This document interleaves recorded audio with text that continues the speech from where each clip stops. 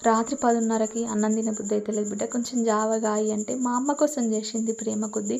కొందరు మనల్ని ఎంత నరకం చూపించినా, ఎంత టార్చర్ చేసినా, ఉపవాసం ఉండి తిండి తినకుండా వంట చేసి పక్కకెట్టిన రోజులు, ఆకలికి మాడి చచ్చిపోయిన రోజులు ఉన్నా కూడా వాళ్ళు చలికాలంలో దగ్గుతుర్రనో, తుమ్ముతుర్రనో, చల్లగూకున్నారని మనల్ని గొడవ పెడుతున్నా కూడా ఆ గొడవలో కూడా పోయి ఇంత ఛాయనో, డికాషన్ నీళ్ళో వాళ్ళకి ఇచ్చిన రోజులు. రాత్రి 12, 1కి లేచి మనల్ని తిట్టడానికి, కొట్టడానికి మన రూమ్లో మన మీదికి వచ్చినా కూడా దగ్గుతుర్రు.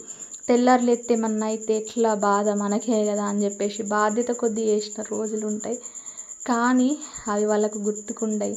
ఎందుకంటే వాళ్ళ బతుకంతా తోలుబొమ్మ లెక్క ఒకళ్ళ చేతుల కీలుబొమ్మ లెక్క ఆడుతూనే ఉంటారు.